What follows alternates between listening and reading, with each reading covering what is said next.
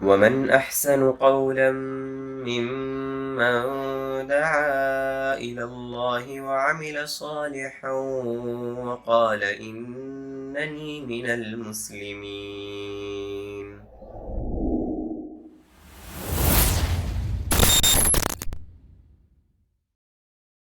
فضیلت الشیخ محمد سلیم ساجد صاحب کچھ صدارتی کلمات کہیں گے، اس کے بعد انشاءاللہ مجلس برخاست کی جائے گی. الحمدللہ رب العالمین والصلاة والسلام على رسولہ الکریم محمد وعلى آلہ وصحبہ اجمعین ومن تبعهم بإحسان إلى يوم الدین. اما بعد، میرے بزرگ اور بھائیو، ہمیں اور آپ کو یہ احساس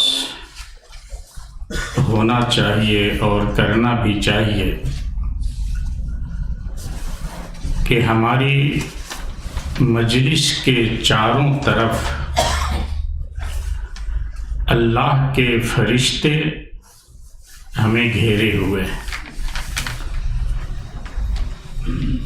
یہ بڑا شرف اور عظمت کا مقام ہے.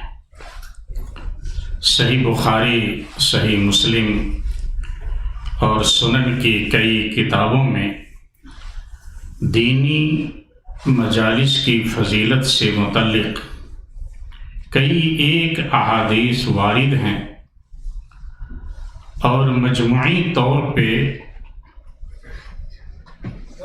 جو چیزیں بیان کی گئی ہیں وہ یہ ہے کہ پہلی چیز تو یہ کہ دینی مجالس کے اندر جہاں اللہ کا ذکر ہو، دین کی باتیں ہوں، تو اللہ تعالیٰ کے فرشتے چاروں طرف سے اس مجلس کو گھیر لیتے ہیں. اور صحیح بخاری کی روایت ہے کہ وہ اپنے پروں سے اس طرح ڈھانپتے ہیں کہ آسمانی دنیا تک اس کا اثر پہنچتا ہے، اور اللہ تعالیٰ کی جانب سے اس مجلس پہ سکون نازل ہوتا ہے. اللہ کی رحمتیں مجلس کو ڈھانپ لیتی ہیں، اور اللہ تعالیٰ اپنے پاس فرشتوں کے مابین، فرشتوں کے درمیان اس مجلس میں رہنے والوں کا ذکر فرماتا ہے. میرے بھائیو، اس سے آپ اندازہ لگا سکتے ہیں کہ آپ کتنے خوش نصیب ہیں کہ اللہ تعالیٰ نے آپ کو اس دینی مجلس کے اندر شرکت کا موقع دیا ہے اور توفیق بخشی ہے. علامہ ابن القیم رحمہ اللہ نے حلقہ ذکر اور دینی مجالس کے 30 سے زائد فوائد بیان کیے، اور انہوں نے اس چیز کو بیان کیا کہ اگر صرف ایک ہی فائدہ ہوتا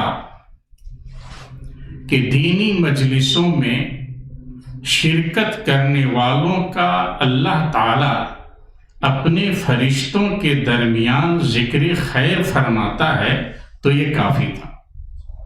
ہم کیا ہوتے ہیں، ہمارا کیا مقام ہے، ہماری کیا حیثیت ہے، ذرا سوچیں. اور ہمارا رب اپنے معزز اور مکرم فرشتوں کے درمیان ہمارا ذکر کرے اور یہ کہے کہ تم گواہ رہو، میں نے اپنے ان بندوں کو معاف فرما دیا ہے. یہ کتنا بڑا مقام ہے. اس لیے میرے بھائیوں، ہماری کوشش ہونی چاہیے کہ ہم دینی مجالس میں شرکت کے لیے پہل کریں، خود بھی شریک ہوں اور اپنے دوست احباب کو بھی ساتھ لائیں. بہت سے لوگ یہ احساس کر رہے ہوں گے اس مجلس میں آنے سے پہلے وہ ٹینشن، ڈپریشن، طرح طرح کے غم اور ہموم کے شکار ہوتے ہیں، مگر دینی مجلس میں شرکت کے بعد انہیں سکون محسوس ہوتا ہے، اطمینان محسوس ہوتا ہے۔ یہ دینی مجلس کی برکتوں میں سے ایک عظیم برکت ہے۔ کتنے بدنصیب ہیں وہ لوگ جن کے پاس خبر پہنچتی ہے کہ فلاں جگہ دینی مجلس کا انعقاد ہونے والا ہے، مگر فرصت پانے کے باوجود وہ دینی مجلسوں میں شرکت نہیں کرتے۔ تو میرے بھائیوں، دینی مجلسوں میں شرکت کریں اور اپنے اندر دینی بیداری پیدا کریں۔ آپ دیکھیں کتنے اچھے اچھے موضوعات آپ تک پہنچانے کے لیے منتخب کیے گئے، رکھے گئے، تاکہ آپ کے ایمان میں تازگی پیدا ہو، آپ کے اندر تبدیلی آئے۔ جو بھائی مغرب بعد آئے، کچھ بھائی عشاء کے بعد آئے، انہیں بتلاتے چلوں کہ اس مجلس کا جو آغاز ہوا تھا وہ قرآن مجید کی تلاوت کے ساتھ، اور وہ شیخ عبد الخالق صاحب نے تلاوت فرمائی تھی۔ اس کے بعد دوسرے پہلے جو مقرر تھے جناب خورشید عالم صاحب، اور موضوع تھا اسلامی اخوت اور بھائی چارگی، اور یہ بہت ہی بہترین موضوع تھا، اور اسلام کے اندر یہ عظیم اخلاق میں سے ہے کہ اسلام کی دولت کی وجہ سے ہم آپس میں بھائی بھائی ہو گئے۔ جو کبھی کبھار آپ دیکھتے ہیں عمرے پہ جائیں، حج پہ جائیں، جان پہچان نہیں ہے، ایک دوسرے سے سلام و کلام کریں تو ہمیں احساس ہوتا ہے، کتنی خوشی ہوتی ہے کہ گویا کہ ہم پرانے آپس میں بھائی بھائی ہیں۔ اللہ تعالیٰ نے اسلام کی دولت کے ذریعے ہمیں آپس میں بھائی بھائی بنا دیا۔ اس کے بعد آئے تھے شیخ حسان ابو المکرم جامعی صاحب، اور ان کا موضوع تھا زندگی ایک نعمت، اور انہوں نے زندگی کی حقیقت اور زندگی کس قدر قیمتی چیز ہے اس کے اوپر روشنی ڈالی، اور میرے بھائیوں احساس دلایا کہ جب ہمیں شام ہو تو صبح کا انتظار نہیں کرنا چاہیے، جب صبح مل جائے تو شام کا انتظار نہیں کرنا چاہیے۔ کیا پتہ کہ شام کے اندھیرے آنے سے پہلے یا صبح کا سویرا طلوع ہونے سے پہلے ہی ہم اللہ کو پیارے ہو جائیں، دنیا سے چل بسیں۔ اور ہم سب دیکھتے ہیں، جانتے ہیں کتنے چھوٹے چھوٹے بچے ہوتے ہیں، ان کی پیدائش پہ خوشیاں منائی جاتی، عقیقے کا پروگرام رکھا جاتا ہے، لمبی زندگی کے لیے دعائیں دی جاتی ہیں، لیکن کسی کو پتہ نہیں چلتا کہ ان بچوں کا کفن تیار ہے، اور جوانی آنے سے پہلے یہ بچے اللہ کو پیارے ہو جاتے ہیں۔ کتنے جوان ہیں جو لہو و لعب کی زندگی گزار رہے ہوتے ہیں، انہیں یہ احساس ہوتا ہے کہ ابھی تو 25-30 سال کی زندگی ہے، جب 50 سال 60 سال کی عمر آئے گی تب مسجد مدرسے کی طرف رخ کریں گے، دیندار ہو جائیں گے، لیکن انہیں یہ پتہ نہیں ہوتا ہے کہ ان کی قبر تیار ہے۔ کتنے دولہے اور دلہن کا آپ نے واقعہ سنا ہوگا، نکاح خوانی ہو جانے کے بعد شب زفاف کے اندر ان کی روح پرواز کر جاتی ہے، وہ میاں بیوی آپس میں ایک دوسرے سے مل نہیں پاتے ہیں۔ ہم اور آپ جانتے ہیں، دیکھتے ہیں، اپنے شہروں سے، اپنے گاؤں سے ہم یہاں آتے ہیں، کتنے بوڑھے ہوتے ہیں، بیمار ہوتے ہیں، ہمیں احساس ہوتا ہے کہ آئندہ سفر پہ جب ہم آئیں گے تو ان سے ملاقات نہیں ہو پائے گی، لیکن ہم جب دوبارہ جاتے ہیں تو بزرگ اور بوڑھے زندہ ہوتے ہیں، موجود ہوتے ہیں، لیکن گاؤں کے کئی نوجوان اللہ کو پیارے ہو چکے ہوتے ہیں۔ اس لیے میرے بھائیوں، اپنی زندگی کو آپ قیمتی سمجھیں، غنیمت سمجھیں اور دین کے کاموں میں، نیک کاموں میں لگائیں اور فائدے حاصل کریں۔ اس کے بعد آئے تھے شیخ محمد ذاکر امیر الحق مدنی صاحب، اور ان کا موضوع تھا بدعت کی حقیقت، اور انہوں نے بتلایا تھا کہ بدعت ایک خطرناک جرم ہے اور گویا کہ شریعت کے اوپر اعتراض ہے۔ اب مان لیں، مثال کے طور پہ میں آپ کو صرف ایک مثال دیتا ہوں۔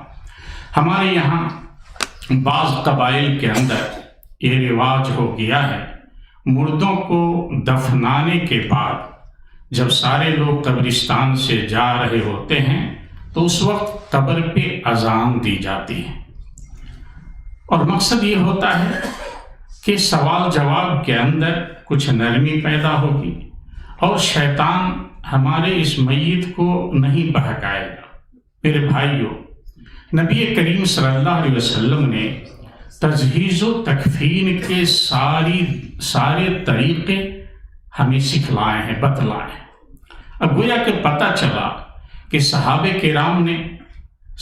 کرام کو دفنایا، تابعین نے ایک دوسرے کو دفنایا، آج تک 1400 سال تک جو لوگ دفنائے گئے ان کی قبر پہ اذان نہیں ہوئی، گویا کہ انہیں پتہ ہی نہیں تھا، اس کا ثواب اجر معلوم ہی نہیں تھا۔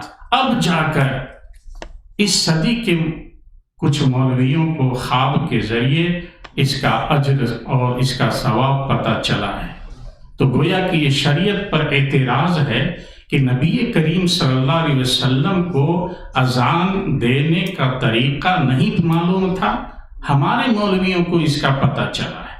اور میرے بھائیوں، بڑی بے باکی کے ساتھ بے شرم مولوی لوگ یہ یوٹیوب وغیرہ پر، چینل پر یہ طریقہ لوگوں کو بتلاتے ہیں کہ اگر کوئی کہتا ہے کہ قبر پہ اذان دینا کہاں ثابت ہے، کفن پہ لکھنا کہاں ثابت ہے، عید میلاد النبی منانا کہاں ثابت ہے، تو ان سے کہو کہ کہاں منع ہے، قبر پہ اذان دینا کہاں پہ منع کیا گیا ہے، بتلائیے، بخاری اور مسلم کے اندر کہاں ہے؟ جبکہ وہ شریعت کے قواعد اور قانون کو اچھی طرح جانتے ہیں کہ معاملات کھانے پینے دنیاوی چیزوں کے اندر اصل کیا ہے، حلت ہے، طہارت ہے، پاکیزگی ہے۔ کوئی آدمی بریانی بنا کے کھا رہا ہے، اگر کوئی آ کر آپ کو کہے کہ بھائی یہ جائز نہیں ہے، تو اب آپ کو دلیل کون دے گا؟ بریانی بنانے والا دلیل دے گا یا جو کہہ رہا ہے جائز نہیں ہے وہ دلیل دے گا؟ تو جو کہہ رہا ہے جائز نہیں ہے وہ دلیل دے گا، اس لیے کہ کھانے پینے کے اندر اصل حلت ہے، اور جب تک کہ اس کی حرمت نہ آ جائے، اللہ کی طرف سے اسے حرام نہ کر دیا جائے۔ لیکن دین کے معاملات میں، عقیدے کے معاملات میں، عبادت کے معاملات میں اصل منع ہے، جب تک اللہ کی طرف سے اجازت نہ آ جائے۔ اس لیے کسی کام کو کرنا ہے اور اس کا تعلق دین سے ہے، دین سمجھ کر، ثواب سمجھ کر کرتے ہیں، تو اب آپ کو دلیل دینی ہے کہ یہ جائز ہے، بخاری میں ہے، مسلم میں ہے، فلاں حدیث میں ہے۔ اس لیے کہ اصل حرمت، یہ مولوی لوگ یہ طریقہ اچھی طرح جانتے ہیں، لیکن اس کے باوجود بھی لوگوں کو گمراہ کرتے ہیں۔ تو میرے بھائیوں، اسی کے ساتھ شیخ ضمیر احمد مدنی صاحب نے پھر مغرب کے بعد استقبالیہ کلمات کے اندر بڑی اچھی نصیحت فرمائی تھی۔ شیخ انعام اللہ گورکھپوری حافظہ اللہ نے تربیت اولاد سے متعلق بڑی اچھی نصیحت فرمائی کہ ہمیں اپنے بچوں کا خیال رکھنا چاہیے۔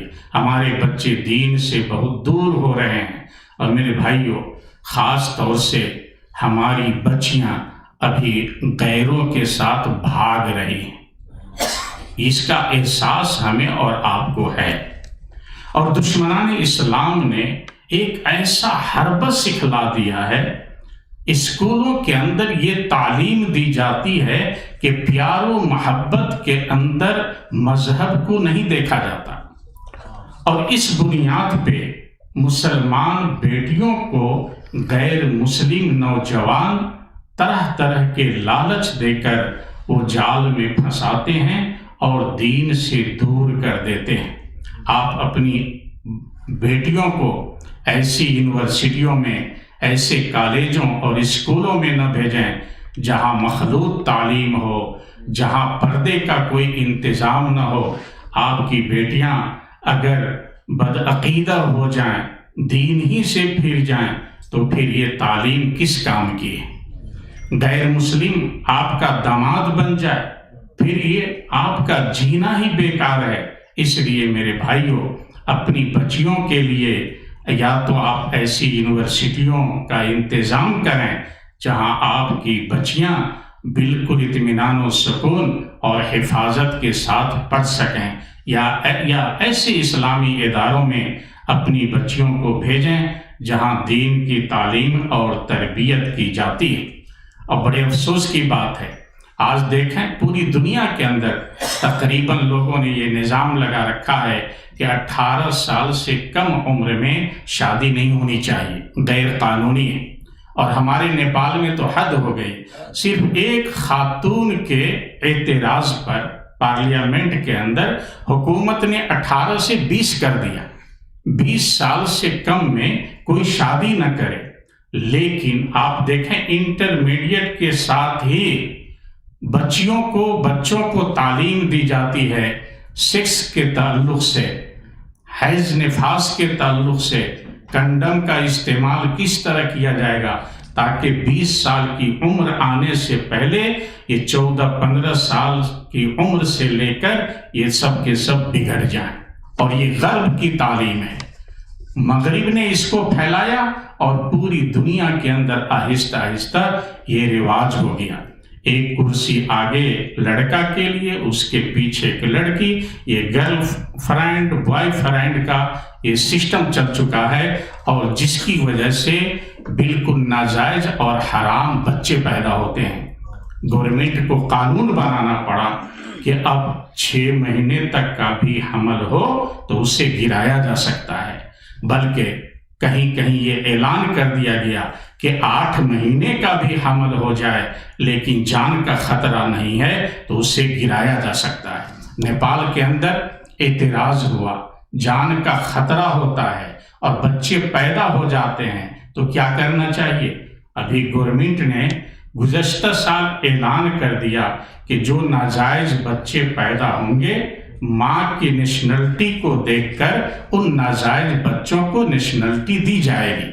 اور مجھے تعجب ہوا کہ جہاں آپ دیکھیں صرف 3 کروڑ کی آبادی ہے نیپال کے اندر، جب حکومت نے اعلان کیا ہے کہ جن بچوں کے باپ کا پتہ نہیں ہے تو ماں کی نیشنلٹی کی وجہ سے، ناگرکتا کی وجہ سے ان بچوں کو نیشنلٹی دی جائے گی، تو جانتے ہیں کتنے لوگوں نے تسجیل کروایا ہے، رجسٹرڈ کروایا ہے؟ مجھے تعجب ہوا، 30,000 لوگوں نے 6 مہینے کے اندر نیشنلٹی کے لیے رجسٹرڈ کروایا کہ ہمارے باپ کا پتہ نہیں ہے۔ یہ صرف نیپال کی بات ہے، دوسرے ملکوں کی باتیں چھوڑیں، امریکہ ہیں، لندن ہے، دوسرے ممالک ہیں، نیپال جہاں صرف 3 کروڑ کی آبادی ہے اور نیشنلٹی لینے والے ناجائز بچے 30,000 ہیں جو رجسٹر کروا رہے ہیں۔ اس کی وجہ کیا ہے کہ عالم اسلام کے اندر اور خاص طور سے لوگوں کے اندر یہ بددینی پیدا کرنا اور برائیاں پیدا کرنا تاکہ لوگوں کی نسل کشی ہو اور پتہ ہی نہ چلے کہ کیا ہے، اس لیے اپنی اولاد کا خیال رکھیں۔ ڈاکٹر عبدالاحد عبدالقدوس حفظہ اللہ نے تزکیت نفس اور اصلاح نفس کے تعلق سے بڑے اچھے پیمانے پہ انہوں نے ہمیں اور آپ کو سمجھانے کی کوشش کی ہے۔ اور دیکھیں شیخ عبد الرحمن عمری صاحب نے نظم سنائی، اور سب سے اخیر میں ہمارے ہر دل عزیز میدانی خطابت کے شہسوار فضیلت الشیخ مقصود الحسن فیضی صاحب نے ہمیں اور آپ کو اطاعت الہی میں سبقت اور جلدی کرنے کے تعلق سے بہت ہی عمدہ اور قیمتی نصیحت فرمائی ہے۔ میرے بھائیوں، ہماری یہ کوشش ہونی چاہیے کہ ہم سبقت کریں دینی مجالس کے اندر اور اپنی اصلاح کے اندر، بچوں کی اصلاح کے اندر۔ اور میرے بھائیوں، ہمارا یہ بھی مقصد ہو کہ ہم نے یہاں پر جو دین کی باتیں سنی ہیں ہم پہلے اس پر عمل کریں، عملی جامہ پہنا ہے۔ اس لیے کہا جاتا ہے کہ علم کے اوپر اگر عمل نہ کیا جائے تو اس درخت کی طرح ہے جو پھل نہ دے، جس کے اندر پھل ہی نہ ہو، بیکار ہے۔ تو آپ علم سے فائدہ اٹھائیں اور اس علم کو دوسروں تک پہنچائیں، اپنے ساتھیوں تک پہنچائیں، دوسروں تک پہنچائیں۔ دینی مجالس کی وجہ سے کتنے لوگوں کی زندگی اور آخرت سنور گئی۔ میں کچھ ایسی فیملی کو بھی جانتا ہوں جو 30 سال تک ریاض میں رہے، لیکن وہ دینی مجلسوں سے کٹ کے رہے، دور سے۔ ان کے مولوی لوگ ڈراتے رہے کہ ان کی مجلسوں میں مت جانا ورنہ راستہ بند۔ لیکن ایک بار اس فیملی کا ایک نوجوان بیٹا کسی ساتھی کے ساتھ دینی مجلس میں آ گیا اور اس ایک نوجوان کی وجہ سے پوری فیملی بدل گئی۔ میرے بھائیوں، کب کہاں تک روشنی پہنچ جائے ہمیں پتہ نہیں ہے، اور اسلام کی ایک عظیم دولت اور نعمت ہے کہ میرے بھائیوں، ان کی خصائص اور ان کی خوبیاں ایسی ہیں جن کا اعتراف دشمنان اسلام کو بھی ہے۔ تو آپ غیر مسلموں تک بھی پہنچائیں، مسلمانوں تک بھی پہنچائیں۔ ابھی دیکھیں، کچھ دنوں پہلے ہمارے 2-4 پٹھان بھائیوں نے شمیسی کے اندر ایک پارک میں یورپ کے ایک شخص کو دیکھا اور وہ ٹوٹی پھوٹی عربی بول رہا تھا۔ تو ان لوگوں نے کہہ دیا کہ اسلام کو اسلام، تو کہا ٹھیک ہے ہمیں کتاب لا کر کے دو۔ وہ ہمارے اسلامی سینٹر سے انگلش میں کچھ کتاب لے گئے، اور 1 ہفتہ کے بعد ہی اس شخص نے کہا کہ ہمیں اسلامک سینٹر میں لے چلو اور ہم اسلام قبول کرنا چاہتے ہیں۔ ابھی آپ کو بتلاؤں، ابھی 3 دن پہلے کی بات ہے، کینیا کا ایک شخص بہت پریشان تھا، تو ایک سعودی اس سے لے کر میرے آفس میں آیا۔ وہ شخص انجینئر تھا، مہندس تھا، لیکن پریشان تھا، اور وہ ٹوٹی پھوٹی عربی جانتا تھا اور انگلش جانتا تھا۔ تو مکتب میں کوئی تھا نہیں اس وقت سوائے 2-4 لوگوں کے۔ تو میں نے اس سے بیٹھایا، میں بات کیا۔ میں پہلے یہ سوچا کہ یہ شاید نفسیاتی طور پہ بیمار ہے، مریض ہے، لیکن جب اس سے بات کیا تو وہ بار بار یہی کہہ رہا تھا کہ مجھے سکون نہیں ہے، میں پریشان ہوں، میں فیملی کے ساتھ رہتا ہوں، ایک بڑی کمپنی میں سپروائزر ہوں۔ پھر میں نے اسے اطمینان دلایا، بیٹھایا، پانی لا کے دیا، چائے لا کے دیا، اسلام کے بارے میں بتلایا، اور اس نے کہا کہ مجھے کلمہ پڑھا۔ کلمہ پڑھایا گیا۔ وہ کہنے لگا کہ ابھی مجھے سکون مل رہا ہے، میں اپنی بیوی کو جا کے بتلاتا ہوں۔ میرے بھائیوں، کب آپ کے ذریعے کس کو اسلام نصیب ہو جائے۔ ہمارے آپ کی مجلس میں ابھی 4-5 بھائی ہیں جو نیپال سے ہیں، اور ان سب کو اللہ نے ہدایت دی ہے۔ کبھی گمراہ تھے، صحیح راستے پہ نہیں تھے۔ ان سے پہلے ایک شخص اسلام لایا، اس بنیاد پر ان کو دعوت نہیں دی، وہ خود ہی آ کر کہنے لگا کہ ہمیں کلمہ پڑھائیے۔ وجہ کیا تھی کہ وہ برہمن کا پنڈت کا بیٹا تھا، لیکن اس کی جوان بہن کا انتقال ہوا، تو بہن کو جلاتے وقت جو آخری سنسکار ہوتا ہے، اس نے کہا کہ جب بہن کو آگ لگائی تو اس کا کفن جل گیا اور وہ ننگی ہو گئی۔ تو کہا یہ مجھے بہت برا لگا۔ تو میں جانتا تھا کہ مسلمانوں کے یہاں دفن کیا جاتا ہے، لیکن ہمارے یہاں کوئی مسلمان نہیں تھا، تو ہم نے ایک ساتھی سے کہا کہ ہمارا سعودی عرب کے لیے ویزا لگا دو، ہم وہاں کام کرنے کے لیے جائیں گے، اور مقصد تھا کہ سعودیہ میں جا کے ہم اسلام قبول کریں گے، اور وہ یہاں آ کر کے اسلام قبول کیا۔